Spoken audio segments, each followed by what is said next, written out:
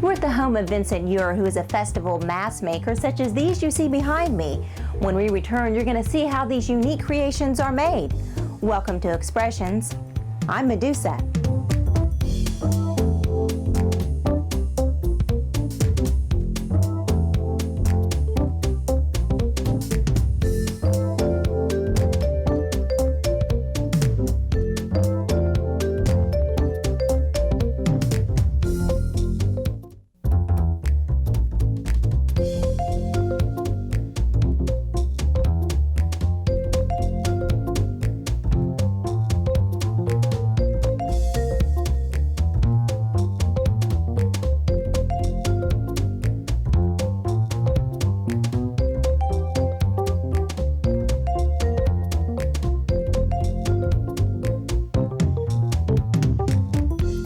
With us now is Vincent Ure, who is the mask maker. Thank you for joining us today. Sure, no problem. Before we get started in talking about the mask, how did you get involved in this? It actually started with vacation down in New Orleans. Oh, really? Yeah, about 5 years ago I went down there, and they have the mask shops that go year-round for Mardi Gras, but they had leather masks in particular that I was attracted to, and I just thought they were beautiful. So I talked to the shop owner. He gave me the basic process, and I bought a couple masks and headed home. A few months later, I was looking at them, and I was looking at them, and I was still entranced by them, so I decided that I was going to try to make them, since I had the basic process. So I played around with it a little bit, and I copied those first two that I bought. They were just direct copies, but since then I've developed my own patterns and just gone from there. Let's take a look at some of the masks that you have here. Okay. Well, the most popular one I got, right now anyway, is this demon wing. And he's basically just a big bat, and people just like him. If it's black, it'll sell. It's the basic way it works. Oh, it's beautiful. And you said they are made of leather. They are leather, right? And it's all one piece of leather, too. Really? You know, nothing's glued on, nothing's stitched on. If it's very complicated looking, I just go back and forth and fold the leather and twist it and pinch it till it goes in the shape I want it. And we're going to see how you do that later, right? A little bit later. Well, let's take a look at some other masks. Okay. Another popular one is the Green Man, and he's the Celtic spirit of the forest. And really? I do a lot of Renaissance fairs. He seems to be the most popular one there. Okay, and Mardi Gras, Oh, I like this one. of course, is the Jester. Now, traditionally, you want green, gold, and purple for Mardi Gras, but the other colors sell as well. And this is a real festive one. Of course, he doesn't have his bells on yet, but this is a real good example of what they look like. Over time, I started finding different venues like the Renaissance fairs I mentioned earlier. I've done some art shows, some fashion shows, and I've even done a lot of work for say the opera houses, Metropolitan Opera House, nice. Some dance groups. I've even got Fox Network buying a few. Is that right? Yeah. So you're not just here in Tulsa, you're going really nationwide. Well, thanks to Mardi Gras, I've even gone as far as Norway and France. They have people from those countries. International man here. There you go. Well, I want to take a look at just some of the masks that you have on the wall for a second. Okay. And you said your big sellers are what, some like this right here? The blacks go real well. Yeah, this is the demon wing I was showing you earlier, and then he's got a little brother, the bat wing. Little brother. And he's my best seller without a doubt. The moon, the sun, the combination of the moon and sun are very popular. The ladies seem to be attracted to those.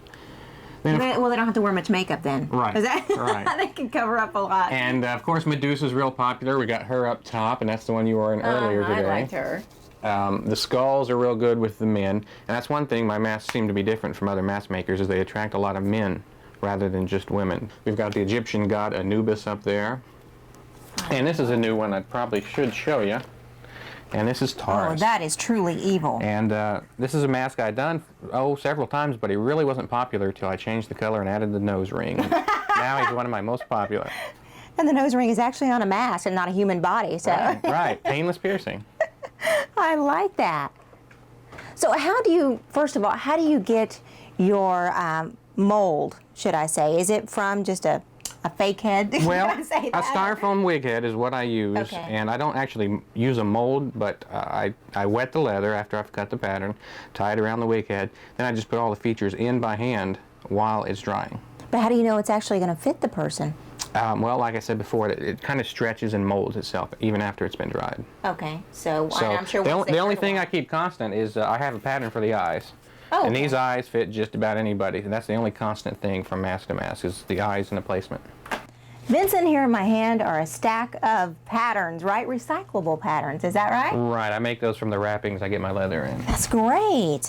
And you said you started out using cardboard, but decided just to go with this Luddy's here? Yeah, paper, it gives a lot better, so it's not quite so rigid when I'm forming my patterns. And as we can see, you have some patterns laid out here for us. Right. And basically what I do, like I said before, is you have your eye shapes, and I start a pattern just with that. Now let's see here, wait a minute. Okay, There yeah, you go. it fits, all right. Okay, and then once I get the eyes established, I draw the pattern around it, and basically, for instance, this one is a jester, and he's got the two big horns that the bells come off, so that's just your basic pattern. So once I get the paper pattern established, then I actually put it to leather, and I work with it until it gets the shape I want. Okay. And that's what I got down here. I do leather by the side. I tried buying it by the square foot, but it just works out better. And what I do is I just lay it out like a jigsaw puzzle. I try to get as many patterns on one piece of leather as I possibly can. And I got big ones. I got them put together this way. I got the small little masks in the little crevices, and I just try to use every piece of leather that I can. Well, what are we going to be working on today? Today, since it's around Halloween, I thought we'd do a Grim Jester. Oh, yeah. And which one is that? And that's this one right here. Okay. Very simple tracing pattern. So just childlike abilities here. Pretty much. For right yeah. now. Right. Now I find actually producing the pattern is probably the hardest part of what I do, because once you got the skill of working with the leather and you know how it's going to fold, that's part of it. But if you don't have a pattern to work from, then That's you're half not the going to go battle right anywhere. there. Right. And these patterns you just made up yourself? Yep. Now a lot of them, I get out of mythology or comic books or movies, whatever I can think of, but a good part of them are special requests. People ask me for things like caterpillars, butterflies. The other day I did a unicorn, so that's where the other part of them gets from. So Well, some you of them have are to inspired, some of them are, necessity. Yeah, but you have a unique talent, because to freehand that, not everyone can do that. Well, I had to work with it quite a bit. Okay, I you're did cutting have the it- leather? Right, now I'm cutting it. I did have a history in art and literature, so That helps. that's where most of my inspiration came from. Of course, if I were doing this whole leather, I would trace them all out first before I cut Before it you up. cut. Right. And you're not cutting the table underneath, right? You have No, a- I got a protective mat underneath, Okay. and there it is right there. How easy. The leather's not real thick.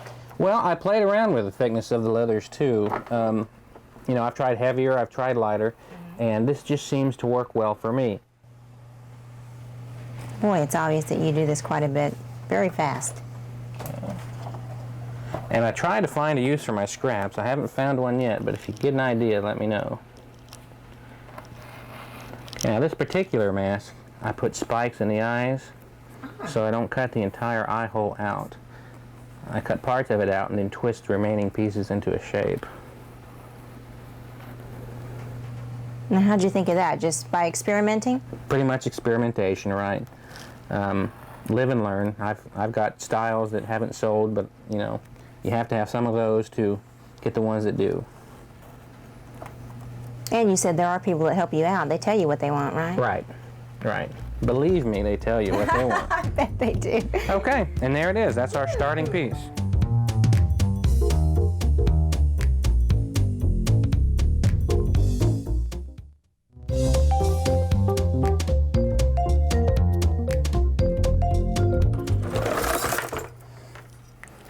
Okay, ooh, what is that? This is just your leather hole punch. Okay.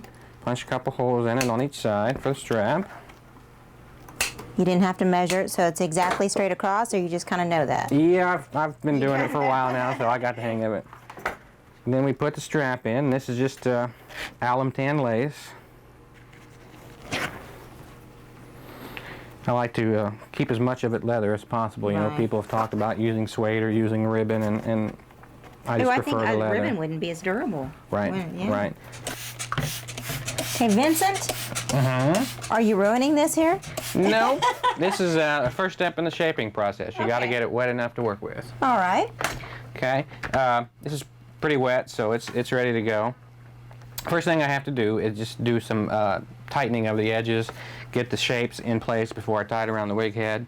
And I always start with my nose. Okay. I just like to put a nice bridge in it. That way it gives a better feel. And once again, the water is for the shaping, but that softens it? Is it so it's easy to work with, and then it dries right. into shape? And it's actually part of the process for the actual stiffening, because the stiffness doesn't come from anything I do. That's just the direct quality of the leather. Okay. Once it's been wet and dries, it becomes stiff. So all I really have to do once it's in its stiff shape is just put a sealer on it to keep the moisture out of it, because if the moisture did get back into it, it could lose its shape. Now I use just my fingers to do all the measurements, and since it is handmade, even though I've made this mask several times, it's going to be a little bit different from others I've made in the past.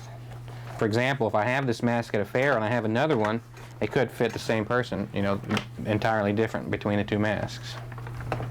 So it is safe to say then, if someone does buy a mask from you, it's one of a kind. Right, right. It sure is. Okay, we're just about ready to go on the head. Just make a few cuts here. Okay, why are you making the cuts? Just for folding purposes. Oh, okay. Okay. And then I'll turn these ears in place. Well, that's what you call those. So they Well, look like horns to me. Horns, crowns, ears, you know, I've called them different things. And basically, this is just preparatory stuff. Okay, and we're ready for the head. And this is it right here. Styrofoam head? Styrofoam wig head. I go through 2 of these a month or so. And you have the pins in place for the nose. Pins help. Basically, they're just an extra set of hands for me. Right. I've tried various techniques and stuff, but pins seem to work best. Pin it in place, measure it up, and then we tie the strap.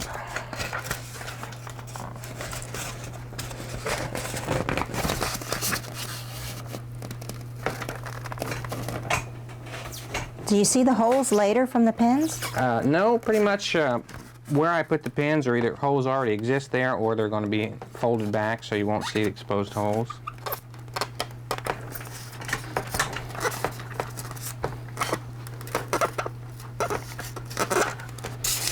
And I don't know how other leather mask makers do it exactly. I've never received any kind of formal training. I basically taught myself. So I know I do it quite a bit different from the Venice mask makers. So if any of this looks a bit irregular, it's just because I had to make it up as I went along. Okay, now these are the eyepieces I was telling you about. I just twist them in place. Ooh, that gives it an evil flair. Exactly right.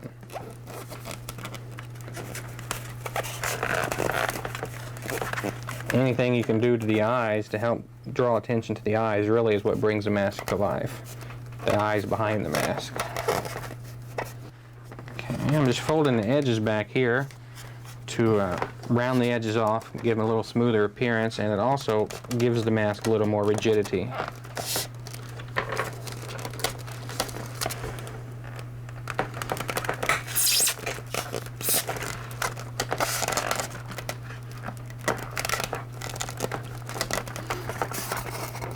Now, of course, as you're making it, the hardest thing to do is just making sure everything's even from side to side. Look at that. Okay. And it's starting to take a little bit of shape here.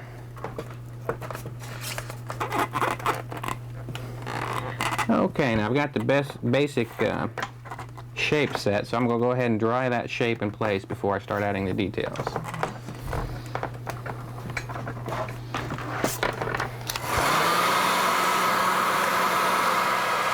So how long does it take this to dry? Depending on how wet the leather is, it can dry anywhere from 10 minutes to, 30 minutes.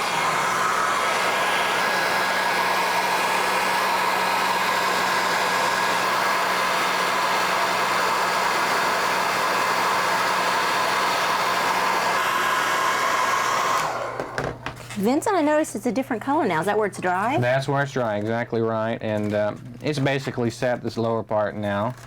And now we need to turn our attention to the top piece. Now I've experimented with 2 or 3 different kinds of crowns here, but these seem to be the most popular. And They're again, shaping real well. right, it's just a matter of folding the leather back and going back and forth several times till it holds its shape. When you first started doing this, Vincent, did you end up with your fingers and hands sore? They were used to all the folding and working with the leather? It wasn't the fold so much as before my fingers would really get hot under the blow dryer, and now I guess I got asbestos hands, as they say. And I can hold it under there quite a while. Well, you know, you could become a fireman then or something. I guess so. Okay, and that's the basic shape for that. And it just Oh, needs so to that be top set. is going to come forward then? Right, it just curls around like that, and of course there's going to be bells dangling. I've got this finished piece over here, Okay.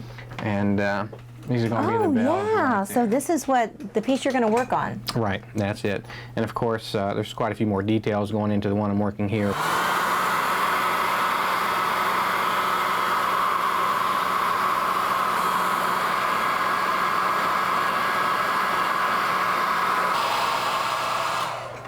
All right, Vincent, we're done with the drawing. What now? Well, now we got to put the facial details in. I got to work on the nose and the teeth. Just wet the back of it, let it seep in a little bit. Got a runny nose. Yeah, and then we'll just put those features in by hand.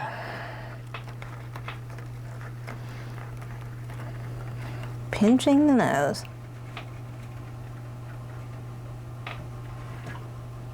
Look at that. That is so neat. And we start by finding the center tooth, just to give me even teeth all the way through on both sides. Okay. And you knew where the center was by the nose, right? Right, and then I just mark it off on my cutting board. Marking off where you're going to put the teeth? Right.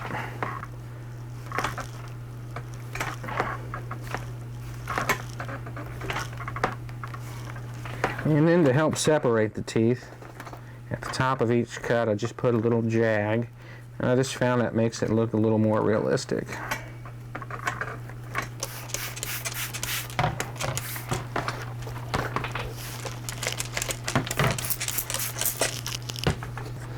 Okay. Now for the teeth, I just fold them and bend them back from behind to set their basic shape, and then. Oh, kind of give them that curved look? Right. Or actually like a real tooth, I guess. Right? Right. I try to make it as realistic as possible, even though I know it's just a mask. Okay.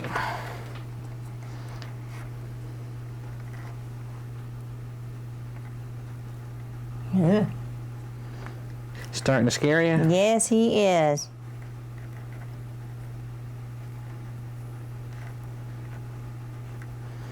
Okay, we're about ready for the blow dryer again.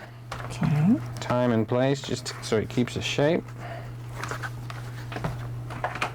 We don't need to put it on the head this time? Nope. I need to work at it from behind for this. When he's through drying the teeth, we're going to be ready to paint the mask, so we'll be right back.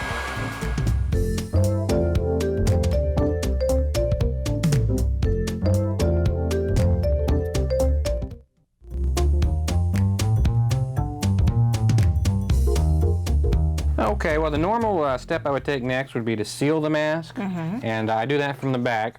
And you can see the back here, I've got several of the folds exposed. Oh, yeah. We're going to bypass that step just for time's sake, though, What because would it you takes seal hours then? to dry. I'm going to use shellac, but like I said before, you can use acrylic, lacquer, or the rabbit's hair glue. Okay, now we're going to start with the base coat for the skull. It's Is that like a gray? this is a gray. I tried using black. Gray just looks better. And that just gives the skull some depth after I put the white back onto it. And what kind of paint is this, Vincent? This is the acrylic paint. Okay. And the reason I use acrylic is because it seals the front for moisture just like the shellac seals the back. So it's not 100% waterproof, but it does pretty good. You just want to make sure you don't wear it in the shower or anything like that.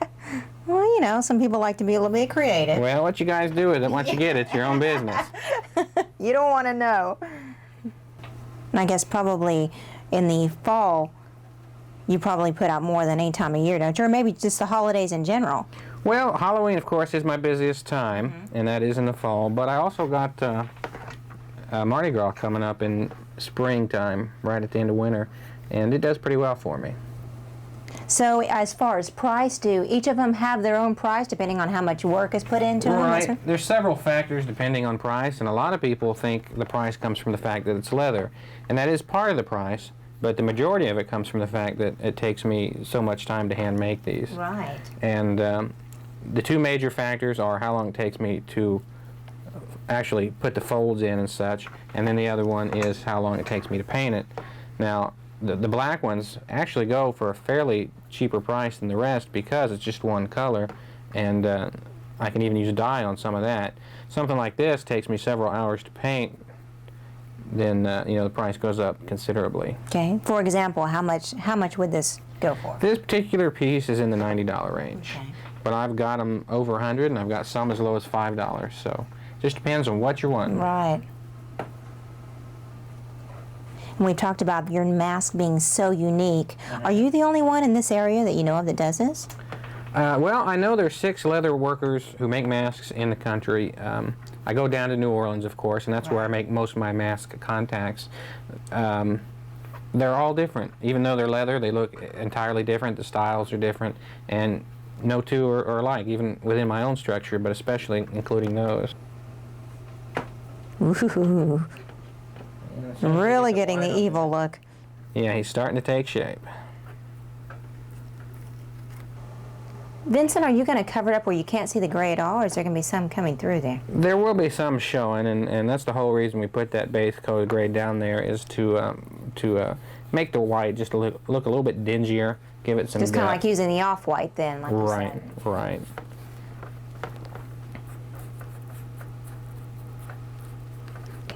Now we're ready for the black, aren't we? Right, that's going to be our final color.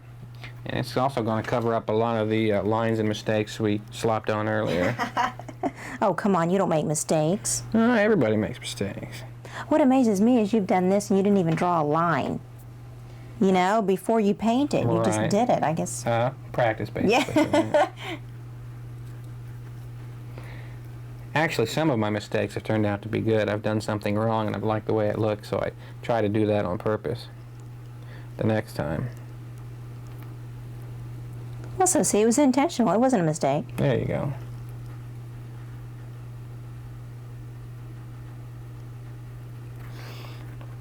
And of course, after the whole thing's painted, I might have to go back and touch up different places here and there, or give a second coat if necessary. I guess it helps drawing the line, too. You have an angled brush. Yep, that's my Wonder Brush.